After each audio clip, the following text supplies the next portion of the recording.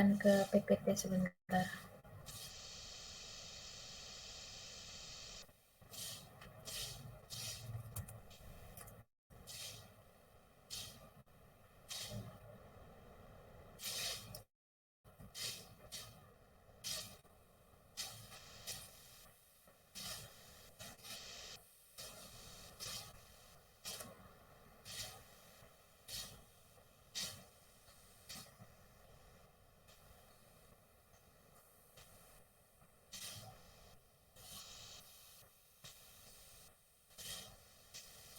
Ini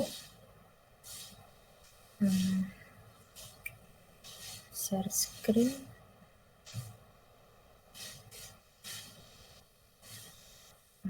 Window. Oke. Jadi kalau kita ketemu ada dua jenis ya, ada dua jenis. Nanti saya agak rapian sedikit.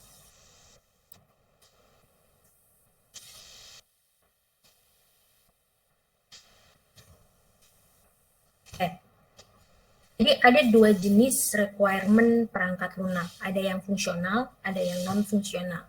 Nah, yang fungsional ini adalah segala sesuatu yang menerangkan tentang fungsi atau fitur yang disediakan oleh software. Nah, jadi misal kalau misalnya tadi fungsinya kita mau jual jeruk nih, fungsinya apa nih? Bisa menyimpan data jeruk, bisa mengetahui data pembelinya siapa, bisa menangani transaksi pembelian, bisa menangani transaksi pengiriman, transaksi pembayaran, dan seterusnya. Itu fungsional. Sama halnya seperti mesin ATM. Mesin ATM itu fiturnya bisa apa? Misalnya di depan pertama kali setelah Anda masukin login, itu dia bisa apa? Oh, dia bisa ngecek saldo, dia bisa tarik uang, bisa transfer uang, bisa melakukan pembayaran, atau yang sekarang malah bisa setor tunai misalnya seperti itu. Itu fungsional, segala sesuatu yang jadi layanan, fitur, atau fungsi yang disediakan. Nah, ada satu lagi namanya istilahnya itu adalah non-fungsional. Jadi non-fungsional ini lebih spesifiknya ini adalah sekumpulan batasan, karakteristik, ataupun properti dalam sistem yang harus dipenuhi oleh sistem. Tapi bukan yang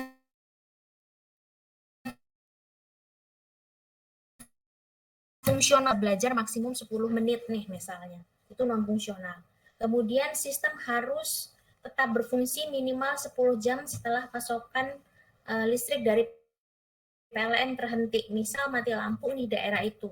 ATM-nya mati juga enggak? Oh, ternyata dia masih bisa berfungsi 10 jam. Itu non-fungsional.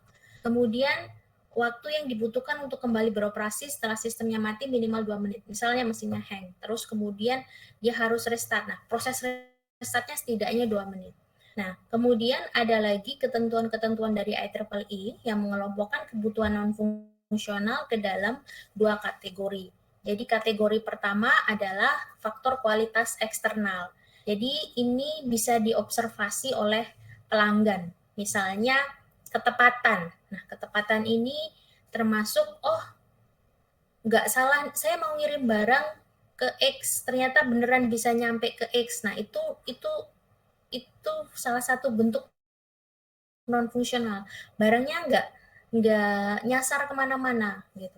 Kadang-kadang fitur yang non-fungsional itu juga diwujudkan dalam bentuk fungsionalnya. Contohnya gini, kita punya sistem informasi untuk pengiriman barang.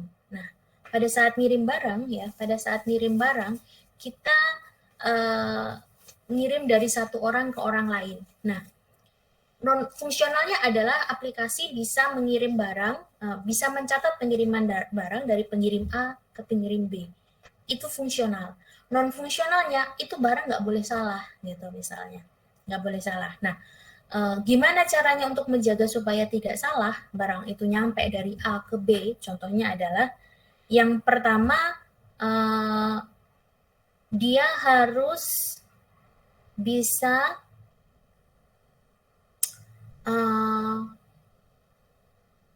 benar-benar nyampe dari orang A ke B. Dengan cara apa? Oh, ada pencirinya. Misalnya pada saat sortir barang itu disortir berdasarkan kode posnya, proses sortirnya di dalam pas pengirimannya barang. pas pengiriman barang itu disortir berdasarkan kode posnya. Nah, itu bentuk correctness non-fungsional yang di dalam fungsional itu dimasukkan bagaimana caranya supaya dia masuk. Kemudian robustness, gimana caranya supaya sistemnya nggak hang.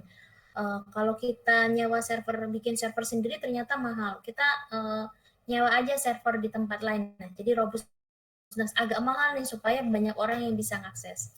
Unjuk kerja atau performance. Ini servernya dijamin 24 jam tetap hidup nih gitu, misalnya nggak ada yang hang. Nah, itu non fungsional. Terus tombolnya gampang ditemuin, jelas, fontnya jelas, bisa diketik, ketikannya nggak susah, nyarinya, search-nya nggak terlalu nggak terlalu menyusahkan misalnya. Ini salah satu contoh non fungsional nih. Kebetulan BNI Mobile baru saja jauh antara interface lama dengan interface baru. Salah satunya adalah size icon. Iconnya di interface aplikasi BNI Mobile yang baru ini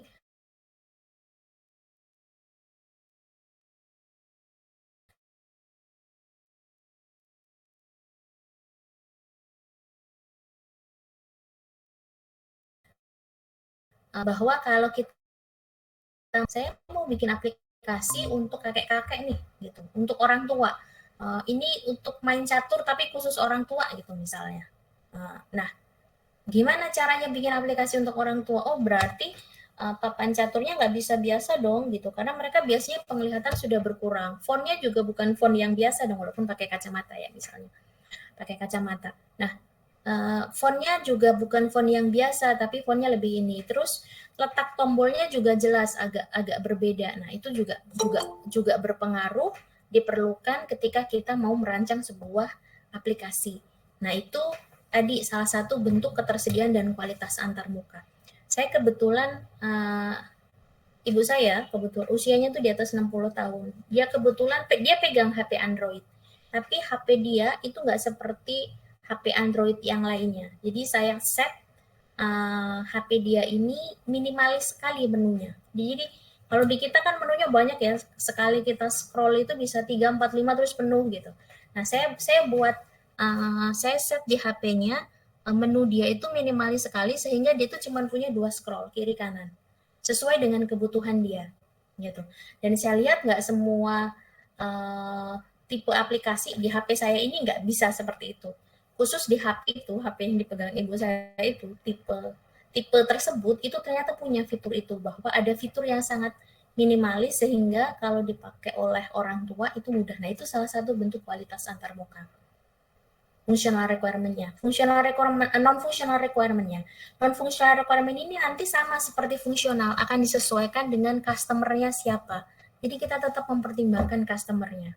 Kemudian keandalan, reliability, dan ketersediaan, availability. Jadi ini termasuk keandalan, oh ya tadi kalau ada transfer uang, nyampe enggak, ketersediaan, oh aplikasinya gampang enggak, hang enggak kalau habis diinstal itu, bisa benar-benar kita akses atau enggak, atau berkali-kali force close sendiri dan seterusnya. Jadi ada banyak sekali bentuk-bentuk dari non-functional requirement yang bisa didefinisikan di dalam sebuah aplikasi. Next, yang kedua adalah faktor kualitas internal. Nah, ini faktor kualitas internal ini terutama pada saat proses pengembangan. Satu, mudah membaca strukturnya. Struktur menunya jelas. Yang dikumpulin dari menu ke submenu itu jelas. Kemudian mampu untuk dilakukan pengujian atau test ability. Nah, test ability ini terutama tadi nanti akan turun dari use case, activity, sequence, itu akan jadi unit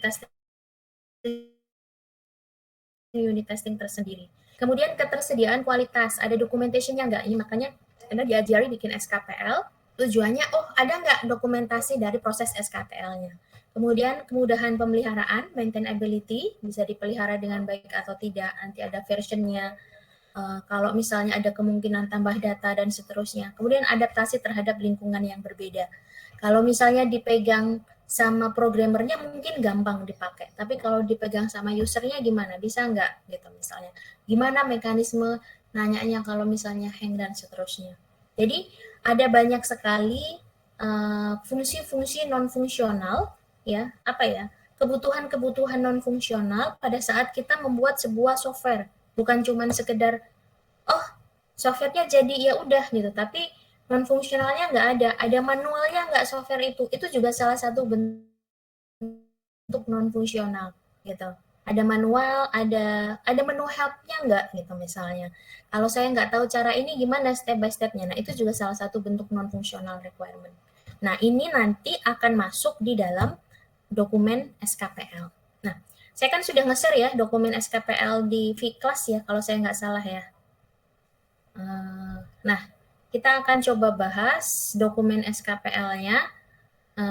Nanti Anda masukkan dokumen tampilan-tampilan yang diperlukan, kemudian dimasukkan ke dalam format dokumen SKPL. Jadi tugas Anda hari ini adalah, saya stop presenting, saya ganti, memasukkan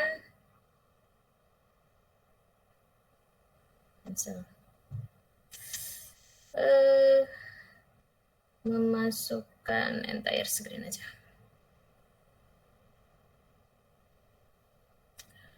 Oke, memasukkan,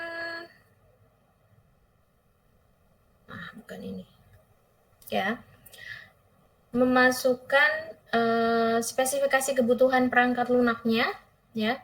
Anda masukkan nama sistem yang dikembangkan, kemudian kelompoknya siapa, kemudian jurusan ilmu komputer, FMIPA, Unila, dan seterusnya, tanggal dan seterusnya diperhatikan. Revisi, kalau ini karena pertama kali berarti nggak usah ada revisinya. Kemudian ini juga masih kosong. Ini jangan lupa daftar isi, daftar gambar. Usahakan bikin daftar gambar sama Anda punya daftar tabel, dan daftar ke tabel itu pakai caption, ya, insert caption supaya nanti mudah.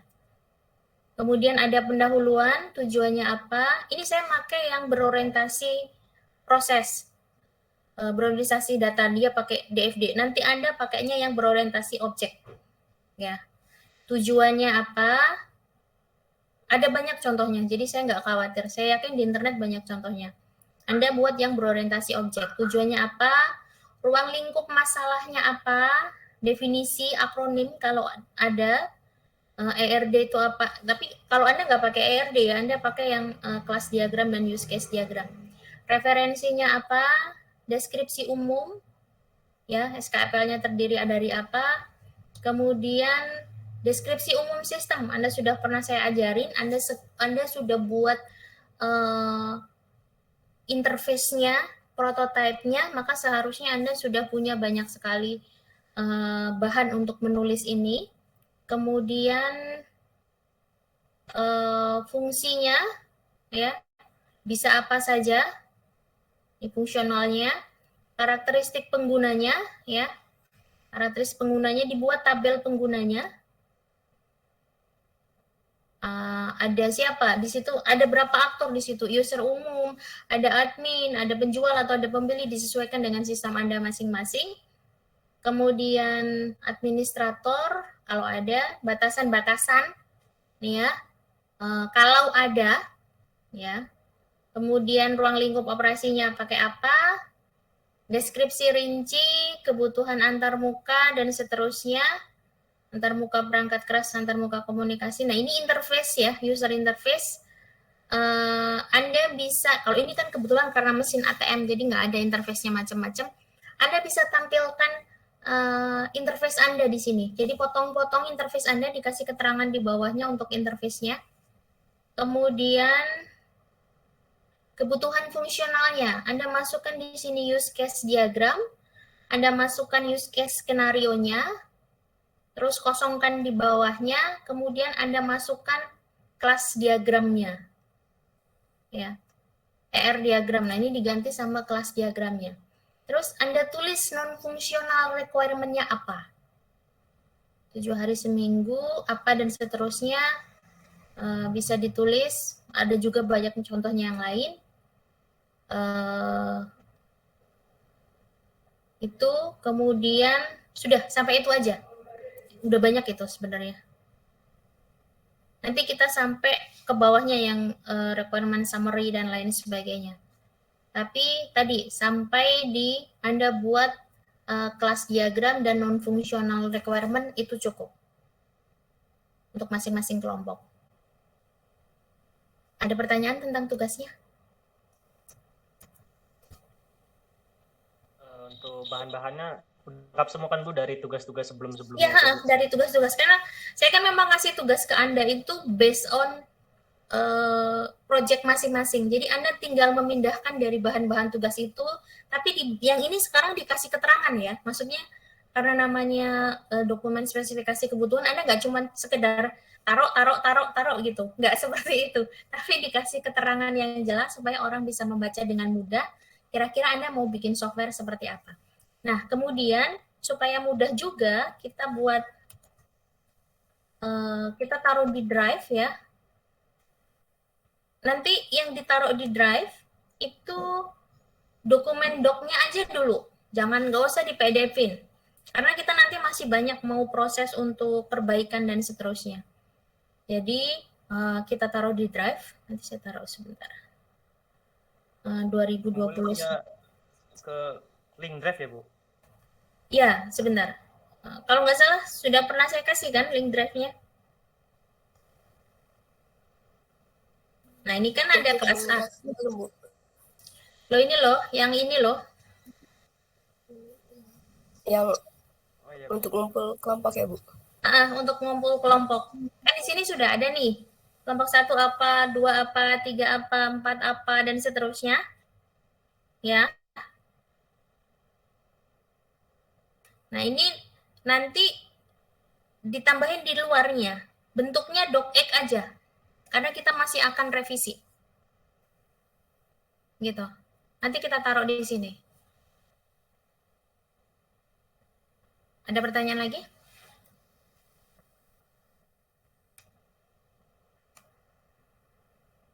Kan ada nih, ada kelompok sewa barang. Oh, nanti yang belum dikasih folder, kasih folder ya, biar rapi. Baik Bu. Dia kelompoknya berapa? 8 Bu. Kamu 8 misalnya. Nah, ini supaya nggak apa? Supaya nggak tenggelam dengan yang lain-lain. Nah, supaya agak rapi. Nah, ini dibuat kayak gini. Nah, ini kan jurnal juga. Oke, kalau file videonya cuma satu, nggak apa-apa di luar. Nah, nanti kamu tambahkan satu file lagi yang kelompok kalian. Gitu.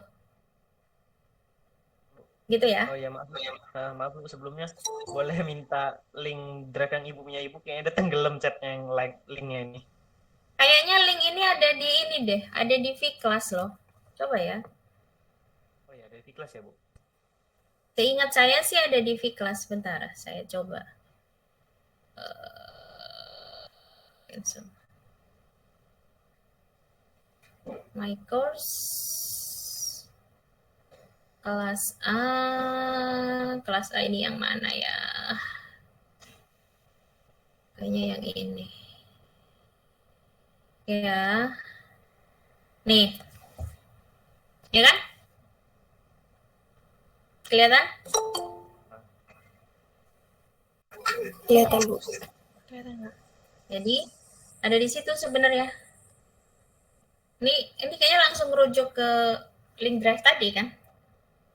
Tuh. Iya Bu. Oke. Ya kan?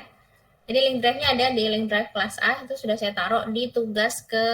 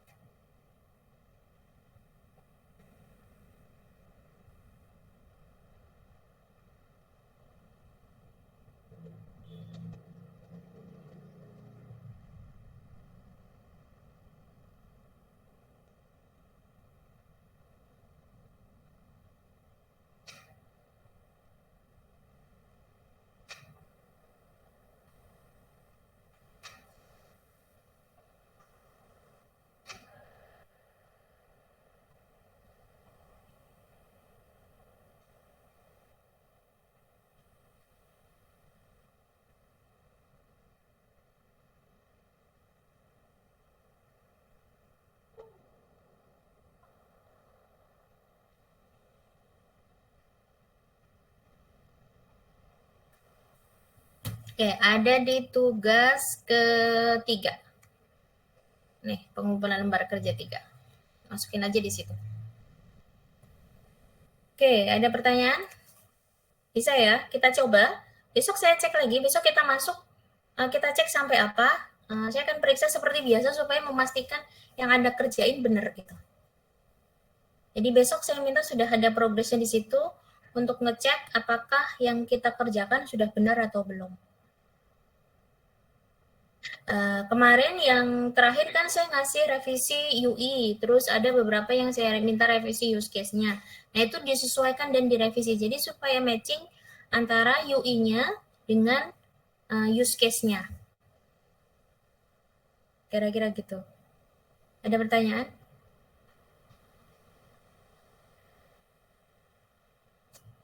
Tadi kayaknya ada yang mau nanya.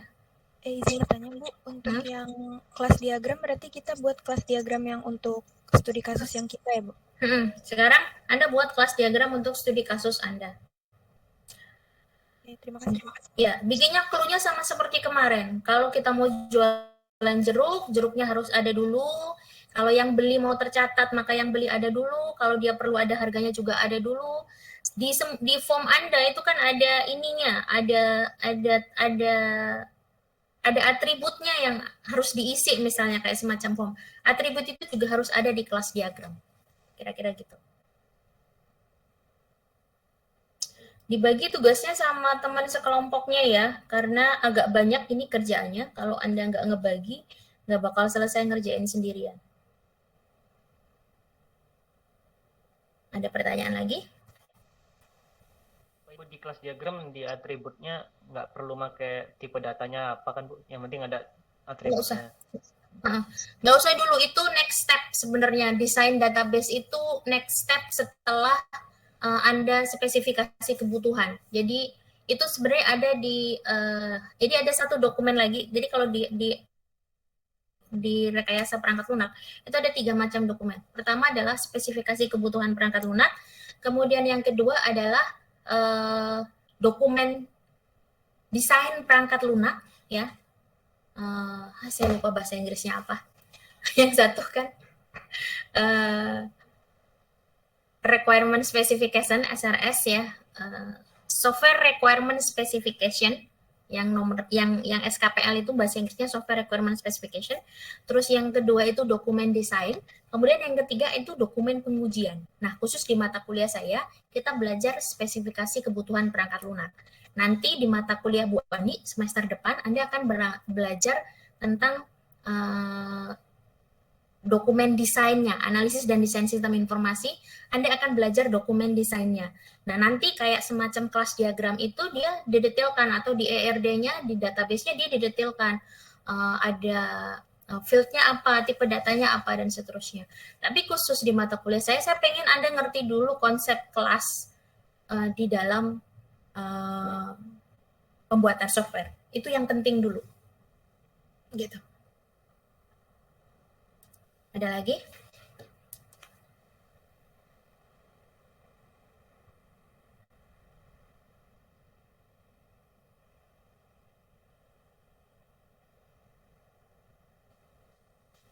Cukup sepertinya Bu.